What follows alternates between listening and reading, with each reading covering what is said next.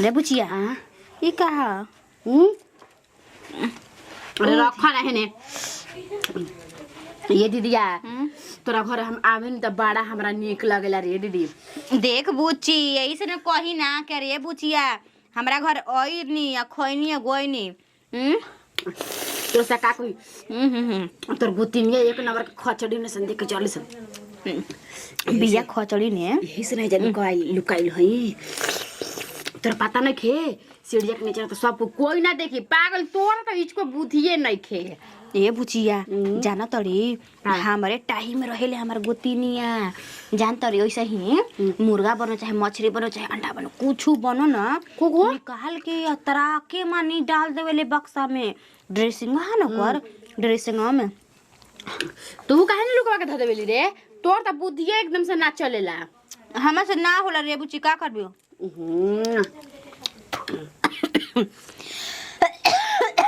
मार तार जीजा नाम लेतो ना का तरे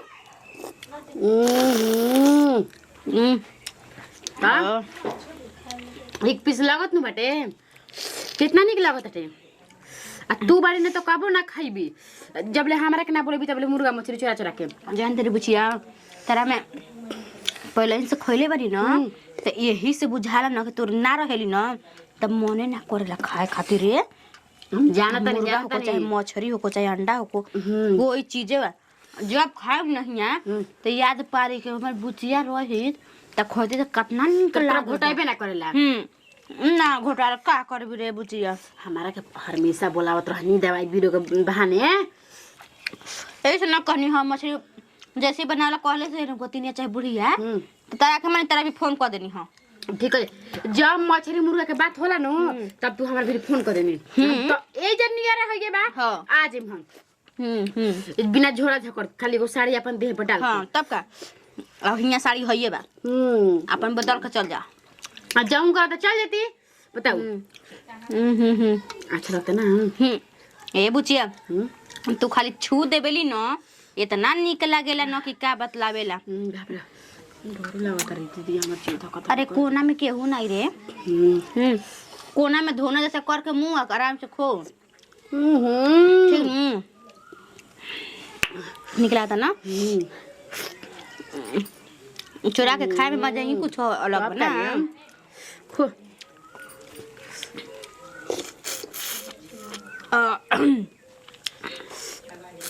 जीजा को भी चुरा के जीजा के गाड़ी लेके बाद नहीं है बाद में राती में तो क्या राती में ना खाती राती में ना खाती बासी ना खाने हुआ क्या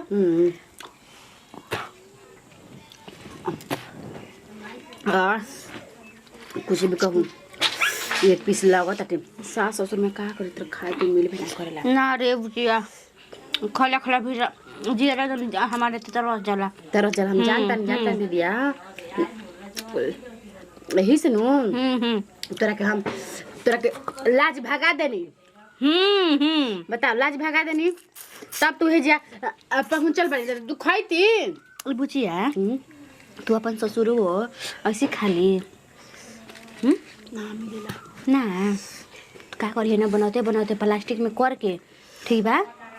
आ तोहर त एथी उठावे वाला पलंगवा हटे आ ओही मंदारवा रख दी है का कोन से नंदी को भी त चाढ़िया भूत पखारत रहने मार दे त बिहुनी के एक एथी चला के रे तब नु हम नरम हो जानी त रोज रोज चोरा के खइती तू अभी हमरा के जानते नहीं खी अले के लेके आ जो लेके आवे जे बनी बाप रे बाप खाए में मजा नहीं आवता टे देखो ही तनी खनी पेट भर गल लागता कि फिन दीदी को गेला फिन खाइम खा के आ कटोरी में जब रखल में तन रात के खाइम आराम से बाप रे बाप लइकी दम नु हमर ना के एकदम परान उथु कर देतिया हो कहत तनी कि अरे माई हमर मुंह कर तो मुंह ना हमर को मुड़ा दे बाद ना खइती रे ना हमर का भी दे मुड़ा तोर बापा कहला कि हम खइम रे धर है हमर को मुड़ा दी है जितना तोरा हमरा के अत्याचार करे के बानू करवा ले हां ऐसा है माई छोटी को रहे त हमरा के मरवावत रहे अपन बाप से ऐसा है यही अपन खिसपिट में कहेली सन मौगी के बापा का मेहर हो गइल बिया ई हमर बिगड़तिया देख भात खाए भर रह दे। फेंक दी है त मुआ देम तोरा के माई हमर बिगड़ के माटी हो गइल बड़ उधर मुड़ा दे तनी जा कोने हाला कर देबिनो के मुड़ा हम खइनी है त मुआ देम तोरा के देखी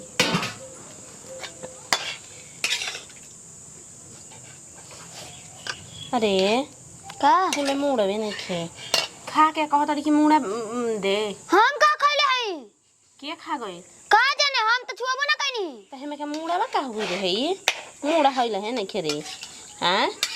तो के बनावे? चाची ने बनैली। घर ले है घर खोयब इहे तोरा खाए के बा इहे से कह जाला रे माई कुरु कुरु ना कइल जाला कुरु कुरु ना कइल जाला घर खो जाते हम घर में खाए। खो नाकुर करती है मुड़ा खाती और रवि हाँ खा ले भाई ढेर भर मुड़ा बा त कहतरी कि का खइनी? तू तो शांत ना रहेली कैसे शांत हो गइली तब नहीं खे त का करी? त के खा गइल हम का जानी? हम का जानी अरे त हम कहीं कि तू ही खइले भाई कसम से तू नहीं खइले हम नहीं खी गइल कसम से। चल अपन छोटका भाई से तू बहुत प्यार करेली बोल कसम ओकर बोल ओकर कसम हम नहीं खी खइले। हम खले नहीं कि त काहे के डराई? अरे त तू मुड़ा ना खइली तभी घर में के मुड़ा खा लेलस हां का जाने हमार लड़किए के देखा देखी हिस्सा में सब मुड़ा का चोरा चोरा चोरा लागे लगल घर में हो हां ताकि खइलस के कहली सन कि हम मुड़े ना खानी हमार लड़किए के बदनाम करवावे खातिर का खइला हइसन हां का तो हम त काम ना करत रही त आदमी उठू करत रहन अब हमार लड़किए एगो मुड़ा पे उठू गइल कि माई हम रोज मुड़ा खाइम जब मछली बनी तब मुड़ा चोरी हो गइल हां तू ना देखला ही हम ना देखनी। ऊ कहां बैसन का जाने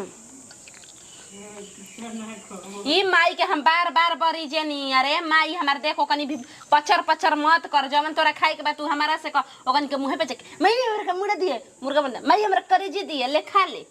ले जो पापा से कहे अब जो खा तोरी माई हमार पूछत नु बानी हमार लड़की जवन खाना मांगत है तब कतर नहीं खे रहत बाप रे बाप चोरा के खइला में दूसरा नु मजा बाटे यार कुछ भी कह दीजिए के घरे आके कितना निक लागत बाटे आराम से खा पी के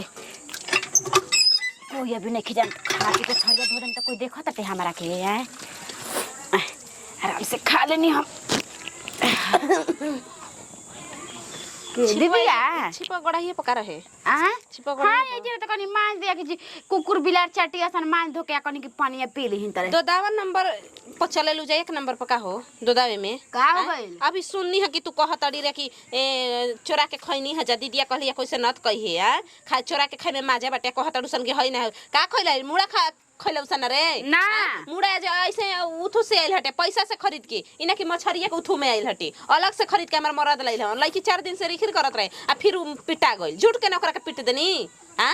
हम ना जेतना घर में कुरु कुरु होता ना करवावा जा तू आइल बड़ू करवाव हां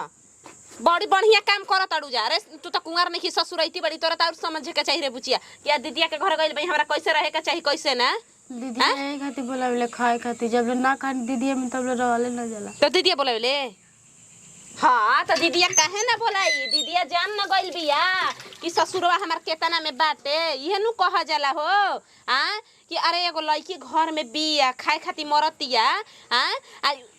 मुड़वा ना खइ तू जा दूसर पीस ये खा ले तू जा तक छटपटा के ओजी प्राण छूट जाइत तोरा के कब खाए खाती आदमी रोक ले बावन कि ए बुचिया मत खइहे दा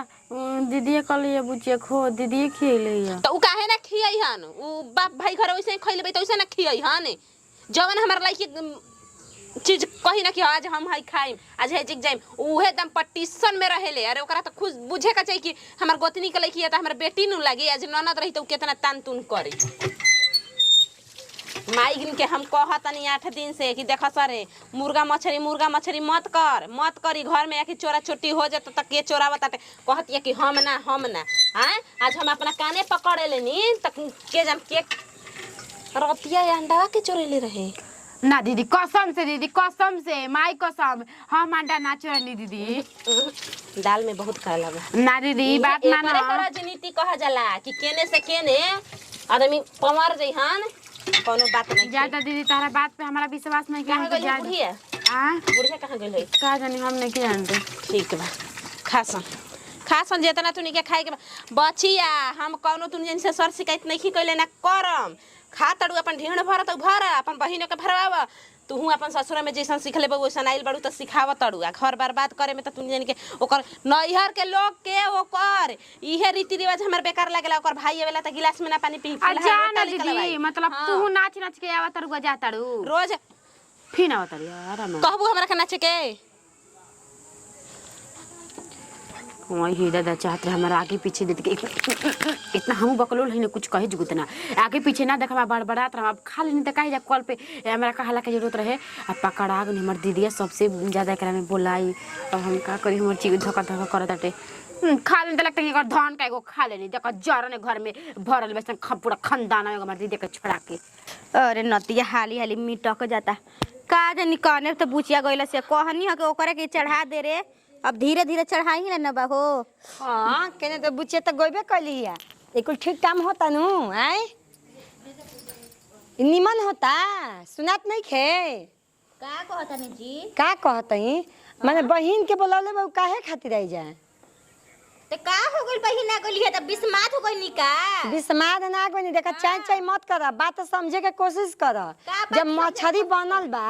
तब माने मान के चलो खा लेल बा त दोहरिया तेहरिया खाल जरूरी बा कोई एको बात ना खाओ हो बड़की के लइके अभी खइला ही नहीं खे मार रोवतिया खा ले बाजी कहतिया हम मछली के मोइले मा मोइ हइले नहीं खे का मुड़ी नहीं खे त हम का जानता नी हम कहब मत करम कहनी त कहनी ठीक बा